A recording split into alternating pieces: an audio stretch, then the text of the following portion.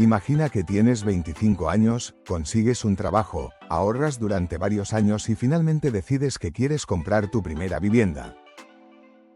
Entras en Internet, buscas pisos y descubres que un apartamento normal puede costar 250.000, 300.000 euros o incluso mucho más. Entonces miras tu sueldo, haces cuentas y te preguntas, ¿cómo se supone que una persona normal puede pagar esto? Y lo más curioso es que esta sensación no es exclusiva de una ciudad o de un país. En muchas partes del mundo, comprar una vivienda se ha convertido en uno de los mayores retos económicos para las nuevas generaciones. Pero ¿por qué los pisos son tan caros? ¿Es culpa de los bancos, de los inversores, de los propietarios, de los políticos o simplemente hay demasiada gente queriendo comprar y muy pocas viviendas disponibles? Para entenderlo tenemos que empezar por una idea muy sencilla. El precio de una vivienda depende, como prácticamente cualquier otro producto, de la oferta y la demanda. Si mucha gente quiere comprar viviendas y existen pocas disponibles, los precios tienden a subir. Si existen muchas viviendas disponibles y poca gente quiere comprarlas, los precios tienen más dificultades para subir. El problema es que una vivienda no es un producto que puedas fabricar rápidamente cuando aumenta la demanda. Si mañana se dispara la demanda de teléfonos móviles, una empresa puede aumentar la producción relativamente rápido. Pero si mañana llegan miles de personas a una ciudad buscando vivienda, no puedes construir miles de edificios en cuestión de semanas. Y aquí aparece uno de los grandes problemas del mercado inmobiliario: la oferta es muy rígida. Construir una vivienda requiere terreno, permisos, arquitectos, materiales, trabajadores, financiación y tiempo. Y además, en muchas ciudades no puedes construir donde quieras. Existen normas urbanísticas que determinan qué se puede construir, dónde se puede construir y cuántas plantas puede tener un edificio. Esto significa que aunque haya muchísima gente dispuesta a comprar una vivienda, puede ser muy difícil aumentar rápidamente la cantidad de viviendas disponibles. Imagina una ciudad que durante los últimos 10 años ha creado miles de puestos de trabajo. Llegan empresas, llegan trabajadores, aumentan los salarios y cada vez más personas quieren vivir allí. Pero durante ese mismo periodo se construyen muy pocas viviendas nuevas. ¿Qué ocurre? La demanda crece mientras la oferta permanece limitada. Entonces empieza una competición entre compradores. Una persona ofrece más que otra ofrece todavía más y poco a poco los precios empiezan a subir. No porque el ladrillo haya cambiado mágicamente de valor, sino porque hay muchas personas intentando conseguir algo que es relativamente escaso. Pero entonces aparece una pregunta importante: ¿por qué no se construyen simplemente más viviendas? La respuesta es que construir una vivienda no consiste únicamente en tener un terreno y levantar 4 paredes. Primero necesitas que ese terreno permita construir. Después necesitas licencias y permisos. Necesitas un proyecto, financiación, trabajadores y materiales. Y, finalmente, necesitas que todo el proceso sea rentable para la empresa que construye. Si construir una vivienda cuesta 200.000 euros y venderla por 180.000 supone perder dinero, probablemente nadie tendrá demasiado interés en construirla. Por eso los promotores necesitan que exista una diferencia suficiente entre los costes de construcción y el precio al que esperan vender las viviendas. Y aquí llegamos a otro factor fundamental: el suelo. En determinadas ciudades, el suelo disponible para construir puede ser extremadamente limitado. Una ciudad puede estar rodeada por montañas, por mar, por zonas protegidas o simplemente por municipios donde las normas urbanísticas no permiten determinadas construcciones. Y cuando algo es escaso y mucha gente lo quiere, normalmente se vuelve más caro. De hecho, cuando compras una vivienda no estás pagando solamente por los ladrillos, las ventanas, la cocina y el cuarto de baño. También estás pagando por el terreno sobre el que está construida, por su ubicación y por todo lo que existe alrededor. Dos viviendas exactamente iguales pueden tener precios completamente diferentes si una está en una zona con buenos empleos, transporte, colegios, universidades, hospitales y servicios, mientras que la otra está en una zona donde hay menos demanda. Por eso la ubicación importa muchísimo. Una vivienda no es solamente un lugar donde dormir. También es acceso a oportunidades. Si vivir cerca de una determinada zona te permite estar a 20 minutos de tu trabajo en lugar de tardar 1 hora y media, esa ubicación tiene un valor económico. Si estás cerca del centro, de una estación de tren, de una universidad o de una zona con muchos empleos, probablemente habrá más personas dispuestas a pagar por vivir allí. Y esto nos lleva a otro factor que ha cambiado muchísimo el mercado inmobiliario: los tipos de interés. Cuando los tipos de interés son bajos, pedir una hipoteca suele ser relativamente más barato. Eso permite que una familia pueda pagar una cuota mensual menor por una determinada cantidad de dinero prestado. Y si muchas personas tienen acceso a crédito barato, pueden permitirse ofrecer más dinero por las viviendas. Imagina que dos personas quieren comprar el mismo piso.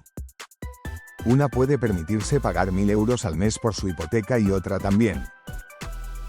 Si los tipos de interés son muy bajos, con esos 1.000 euros mensuales pueden financiar una cantidad relativamente elevada. Si los tipos suben, esos mismos 1.000 euros permiten financiar menos dinero. Esto puede reducir la capacidad de compra de los compradores y ejercer presión sobre los precios, aunque el efecto real depende de muchos otros factores. Y aquí aparece una paradoja interesante. Cuando los tipos de interés bajan, comprar una vivienda puede resultar más asequible desde el punto de vista de la cuota mensual, pero al mismo tiempo puede aumentar la cantidad de dinero que los compradores están dispuestos a ofrecer. Y si la oferta no crece suficientemente rápido, parte de esa mayor capacidad de compra puede terminar reflejándose en precios inmobiliarios más altos. Pero los bancos no son los únicos que influyen. También están los inversores. Algunas personas compran viviendas para alquilarlas o para venderlas posteriormente. También existen empresas y fondos que pueden adquirir propiedades. Esto puede aumentar la demanda en determinados mercados, especialmente cuando la vivienda se considera un activo atractivo para invertir.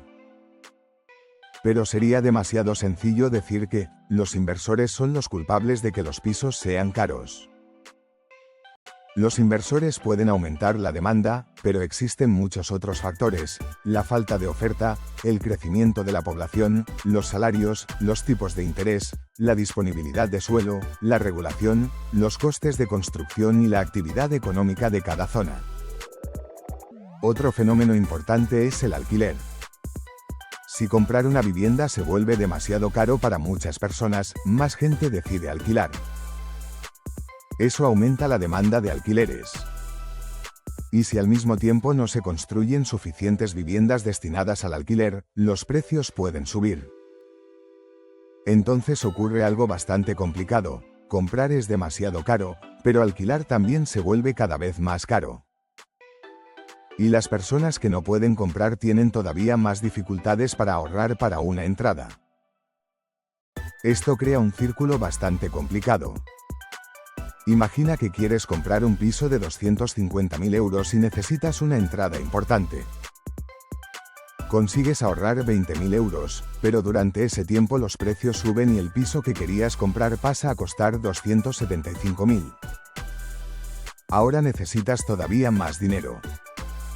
Mientras tanto, también pagas alquiler, comida, transporte y otros gastos.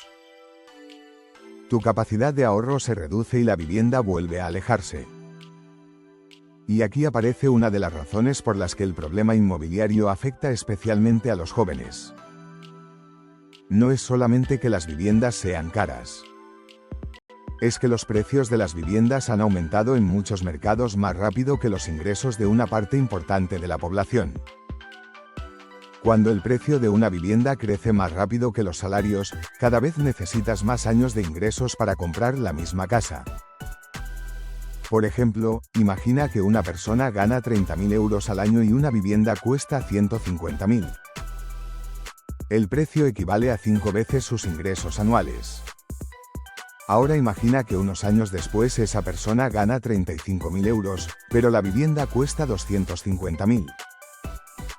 Aunque su salario ha aumentado, la vivienda se ha encarecido mucho más rápido. El problema no es solamente el precio absoluto de la vivienda, sino la relación entre el precio de la vivienda y los ingresos de las personas. También tenemos que hablar de los costes de construcción. Los materiales, la energía, el transporte y la mano de obra tienen un precio.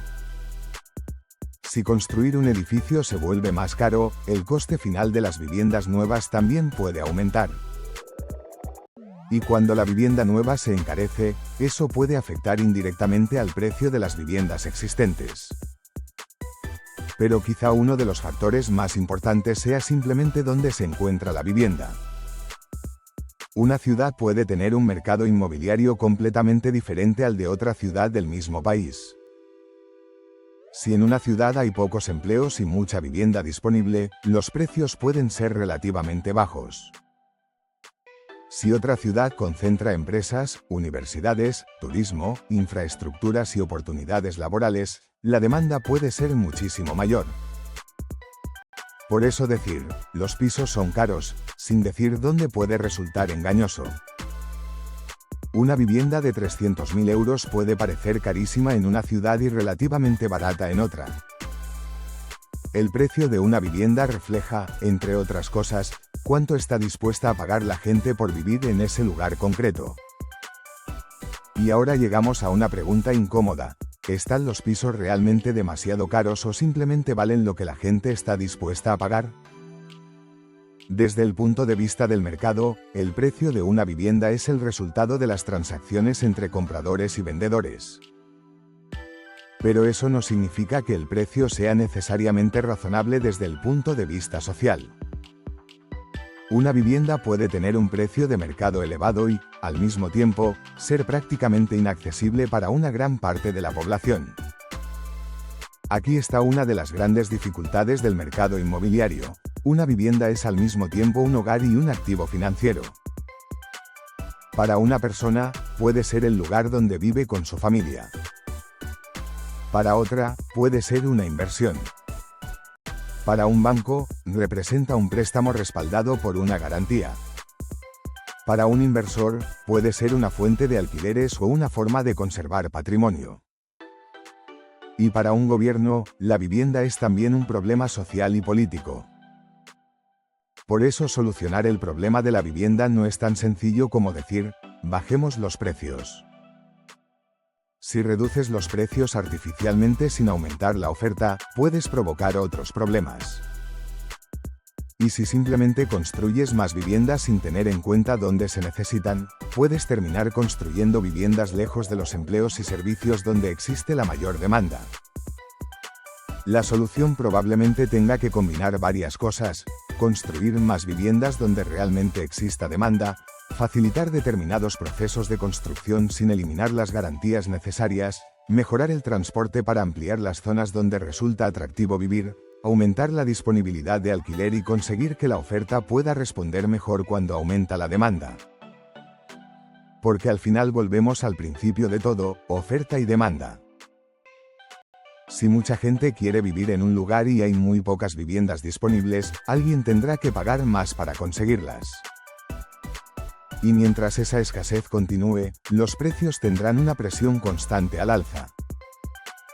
Así que la próxima vez que veas un piso anunciado por 300.000 euros, recuerda que ese precio no lo determina una sola persona.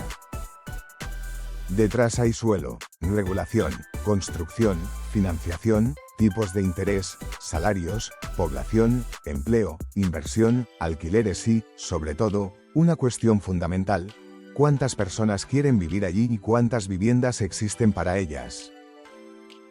Y quizá la pregunta más interesante no sea solamente por qué los pisos son tan caros, sino qué tendría que cambiar para que una persona con un salario normal pudiera volver a comprar una vivienda sin necesitar décadas de ahorro.